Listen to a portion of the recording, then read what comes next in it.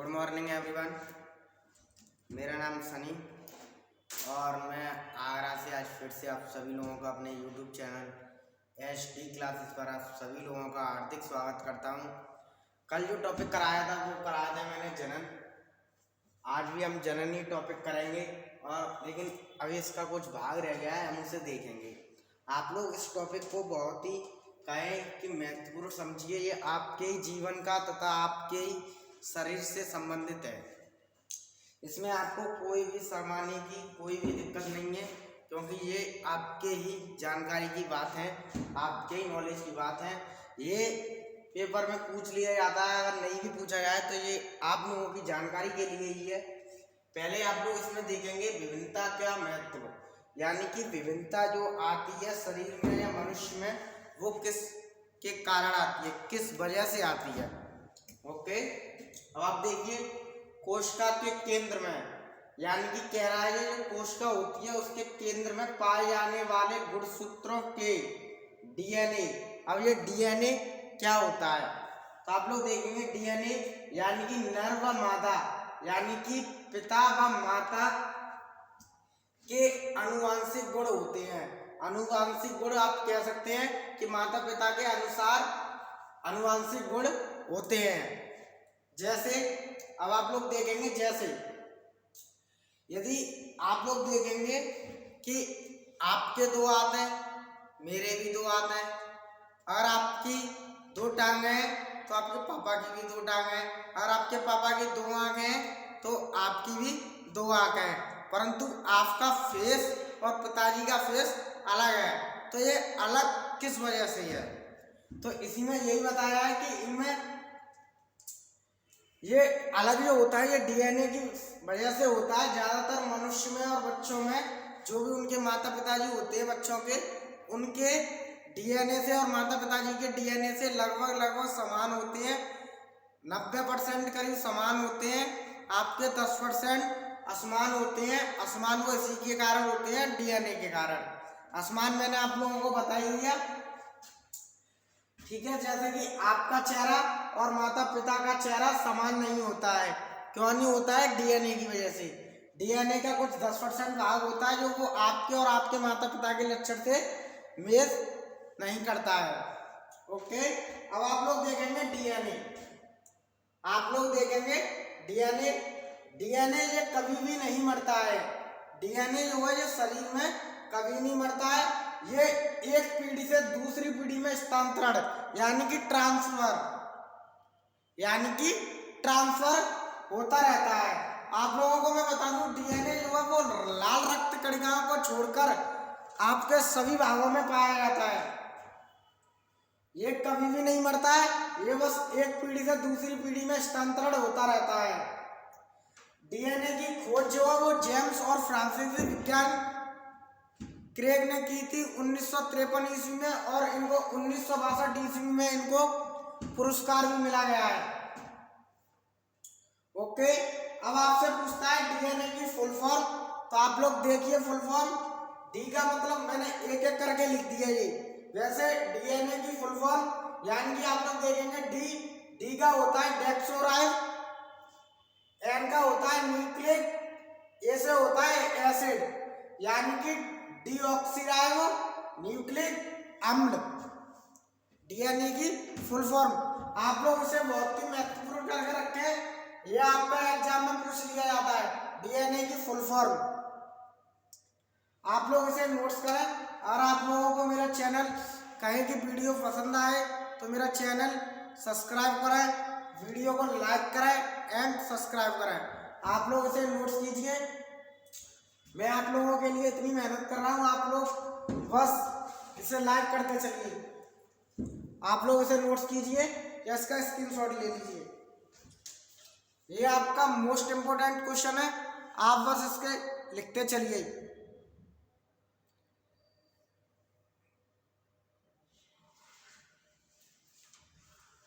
अब आप लोग देखेंगे अलैंगिक जनन की विधियां, यानी कि असेक्सुअल। ओके, अब आप लोग देखेंगे अलैंगिक जनन की विधियां। विखंडन को मैंने इंग्लिश में लिख दिया फिशियल। दूसरा नंबर खंडन, तीसरा पुनरुद्र भवन, चौथा इसका मुकुलन, पांचवी इसकी कायक जनन। आपको बहुत सी किताबों में 6 मिलेगा, छठवां जो होता है वो आपका होता है बीजाणु। ओके, पहले आप लोग इसको लिखेंगे, इधर वाले को अलैंगिक जनन की विधियां लिखेंगे पहले आप लोग, फिर आप लोग लिखेंगे इसमें नंबर 1 डालकर विखंडन। विखंडन का मतलब होता है कि छोटे छोटे टुकड़ों में बट जाना, छोटे छोटे टुकड़ों में बट जाना। तो आप लोग देखेंगे विखंडन, इसमें जीव जो है वो 2 भागों में बट जाते हैं। 2 भाग अब आप लोग देखेंगे कौन कौन से हैं। तो 2 भाग मैंने आपके यहाँ बना दिया है विखंडन के प्रकार। एक होता है आपका द्विखंडन और एक होता है बहुखंडन या पुटी भवन। बहुखंडन यानी कि आप लोग देखेंगे द्विखंडन यानी कि 2 भागों में, और बहुखंडन का मतलब होता है 2 से अधिक भागों में। जीवों का बट जाना 2 से अधिक भागों में बहुखंडन या पुटी भवन कहलाता है, और जीवों का 2 भागों में बट जाना द्विखंडन कहलाता है। तो पहले आप लोग इसको लिखेंगे, फिर आप लोग इसको लिखेंगे विखंडन को, फिर आप लोग इस डायग्राम को बनाएंगे। तो आप लोग पहले इसे नोट्स कीजिए, नहीं तो आप लोग इसकी स्क्रीनशॉट ले लीजिए।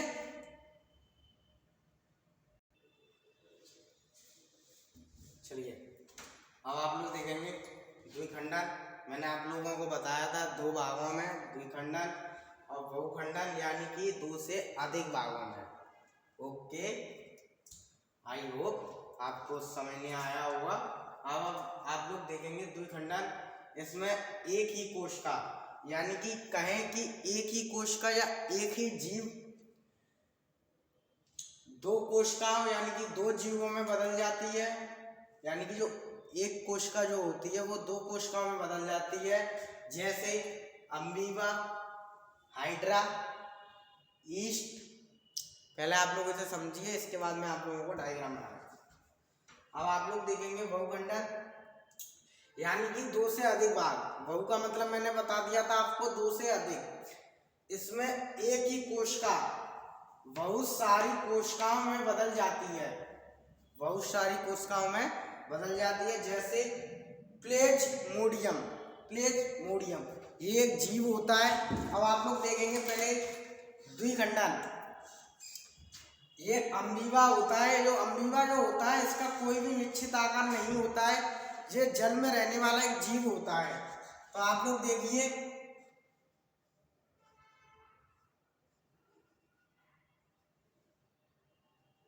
ये जीव अमीबा है, इनने क्या करा, ये इनने अपना अलग एक अलग अमीबा बना लिया। एक अमीबा इसने ऐसे करके बना लिया है, ये एक ही जीव, लेकिन इनने क्या करा 2 कोशिकाओं में ये बदल जाते हैं। ये एक था, ये 2 कोशिकाओं में बदल गया कि नहीं बदल गया? ओके, ये क्या है आपका अमीबा। आप लोग मेरे साथ ही साथ वीडियो को साथ ही साथ देखते चलें, जब भी आप लोगों को समझ में आएगा। ऐसे आप लोग देखेंगे इसमें एक ही कोशिका बहुत सारी कोशिका में बदल जाती है। उदाहरण आपका प्लेज्मोडियम। आप लोग देखेंगे प्लेज्मोडियम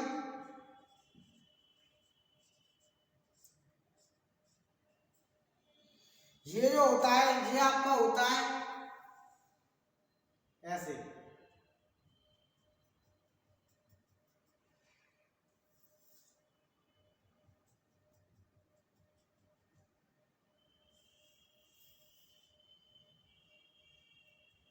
ये भी एक जीव होता है। अब आप लोगों ने देखे होंगे एक आपका कहें कि ऐसे भी बन सकता है,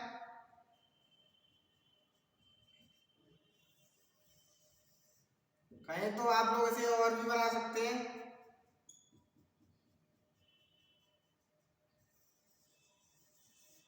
ये आपने देखा होगा 2 से अधिक भागों में बट जाता है। ये जो प्लेज्मोडियम होता है वो इसी आकार का होता है। आप लोग देख रहे होंगे इसकी, कहेंगे देखिए 1 2 3 4 5, कहेंगे कि 5 भागों में बट गया है। तो इसलिए इसको कहा गया कि 2 से अधिक भागों में बट जाना। इसको चाहे तो आप लोग और भी बड़ा कर सकते हैं। ये आपका होता है प्लेजोमीडियम। ओके, आप लोग इसे नोट्स कीजिए, इसकी फोटो कहीं कि इसका स्क्रीनशॉट ले लीजिए। ये आप लोगों का काफी बड़ा बन सकता है। चलिए अब आप लोग देखते हैं खंडन। खंडन में आप लोग देखेंगे इस विधि में सरल संरचना वाले बहुकोशिकीय, यानी कि बहुकोशिकीय का मतलब होता है 2 से अधिक कोशिका वाले जीवधारी विकसित होकर छोटे छोटे खंडों में खंडित हो जाते हैं, जैसे स्पाइरोगाइस, फीताक्रमिन। तो आप लोग देखेंगे इसको, ये स्पाइरोगाइस है। ये आप लोग देखेंगे बहुत ही संरचना वाले हैं, कहीं की सरल संरचना वाले हैं, इसमें कुछ नहीं है। आपने देखा होगा ये छोटे छोटे विकसित होकर छोटे छोटे खंडों में विभाजित हो गया है। तो आप लोग इसे नोट्स कीजिए। कुछ नहीं है इसमें आपका कोश का द्रव्य होता है, कोश का वृद्धि होती है इसमें, तो वो आपको अभी जरूरी नहीं है। आप लोग देखिए कि छोटे छोटे खंडों में विभाजित है। आप लोग इसे नोट्स कीजिए, इसका स्क्रीनशॉट ले लीजिए। आपके 2 मैंने करा दिए, 3 रह गए बस आपके, अभी आप नोट्स कीजिए थे। चलिए अब आप लोग देखेंगे पुनरुत्तर भवन। इस विधि में जब जीव अपने कायिक अंग, यानी कि एक मुड़ा हुआ अंग होता है छोटा सा, उसको बोलते हैं कायिक अंग। कायिक अंग की जगह कायिक भाग भी लिखा होता है, यानी कायिक अंग से टूटकर एक नए जीव का बन जाना क्या कहलाता है? पुनरुत्तर भवन। या फिर नए जीव बन जाते हैं तो पुनरुत्तर भवन कहलाते हैं। जैसे हाइड्रा, आप लोगों ने देखा होगा द्विखंडन में भी हाइड्रा था, इसमें भी हाइड्रा है। तो आप लोग उसको समझिए कि मैंने उसमें क्या बताया है, इसमें क्या बताएंगे हम। ऐसे ही आप लोग देखेंगे पहले चौथे मुकुलन। इस क्रिया में मुकुल या वटद्वार यानी कि मुकुलन द्वारा नया जीव का बनना मुकुलन कहलाता है। ओके, 5वां आप लोग देखेंगे कायक जनन। कुछ पौधों में कुछ नए पौधे का निर्माण उसके कायक करते हैं, जैसे शकरकंदी जड़ों द्वारा शकरकंदी, तनों द्वारा आलू। ओके, अब आप लोग देखेंगे तीसरा पुनरुत्तर भवन। हाइड्रा मैंने उसमें भी बताया था आपको द्विखंडन में, इसमें आप देखना हाइड्रा कैसे काम करेगा।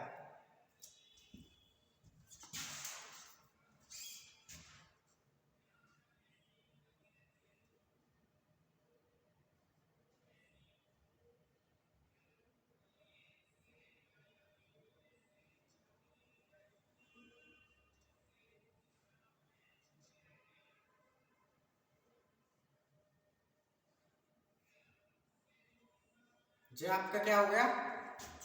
हाइड्रा। ये आपका हो गया हाइड्रा। अब आप लोग देखेंगे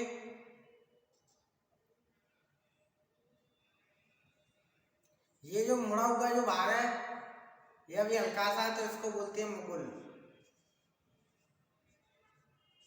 जब यही भाग बड़ा हो जाता है तो इसको बोलते हैं मुकुलन।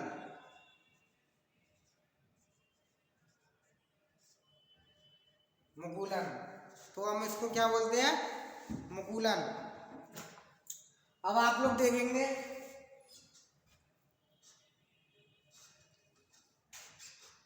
मुकुलन हो गया ये। अब आप लोग ऐसे भी देख सकते हैं, तो मैंने आपको बता ही दिया था।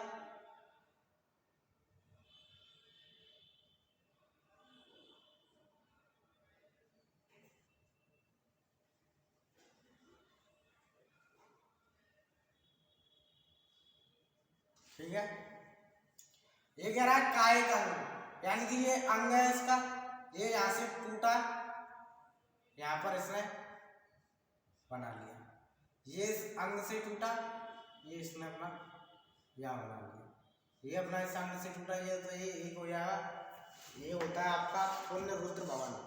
ओके, अब आप लोग देखेंगे इस क्रिया में मुकुल वर द्वारा नए जीव का मुकुलन।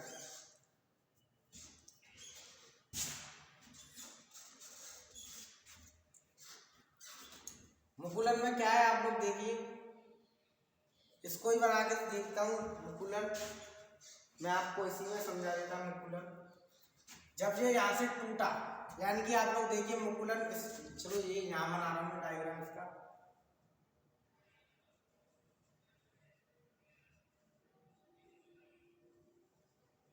मुकुलन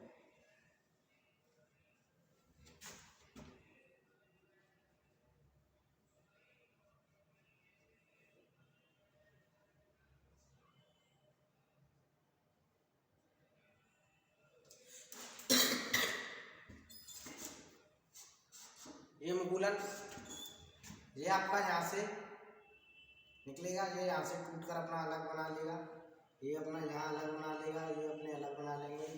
ये आपके हो गए मुकुलन। पुनरुद्र मैंने आपको बता ही दिया। इसको भी आप ऐसे ही देख सकते हैं पुनरुद्र में। ये वाला जो भाग है ये अपने काय का से टूटा, यहाँ से इसने एक अलग नए पौधे का निर्माण कर लिया। ठीक है, अब आप लोग देखेंगे या नए जीव का कहीं के उत्पादन कर लिया, कोई नहीं। कायक जनन में मैंने आप लोगों को बता ही दिया था। जड़ों द्वारा जितने भी आप लोगों के कहीं की जड़ों द्वारा आप लोगों के जितने भी फल हैं या कहीं की आपकी उपयोग में लाने वाली सामग्री सब्जी जितनी भी हैं वो आपकी कायक जनन में आती हैं, और तनों द्वारा जितनी भी होती हैं वो भी आपकी कायक जनन में आती हैं। जड़ों द्वारा मैंने आप लोगों को बता ही दिया था शकरकंदी, जैसे कि ये आपके शकरकंदी है, इसकी जो जड़ निकल रही है ये इससे उत्पन्न होने वाले जो जीव होते हैं वो कहलाते हैं आपके कायक जनन। आलू अदरक ये तनों द्वारा उत्पन्न होते हैं। आलू और अदरक आपके तनों द्वारा उत्पन्न होते हैं। तो आप लोग इसे नोट्स कीजिए। आप लोग मेरे साथ ही साथ अपने नोट्स बनाते चलिए। मेरी वीडियो अगर आप लोगों को समझ नहीं आए, पसंद आए तो इसे लाइक करो, शेयर करो एंड सब्सक्राइब करो। आज के लिए बस इतना ही काफ़ी। आज फिर से मैं आप सभी लोगों को हार्दिक स्वागत करता हूं अपने YouTube चैनल। आपको इतनी देर तक बने रहने के लिए आप सभी लोग मेरी वीडियो को अनंत तक देखें। वीडियो पसंद आए तो इसे लाइक और शेयर जरूर करें। जय हिंद।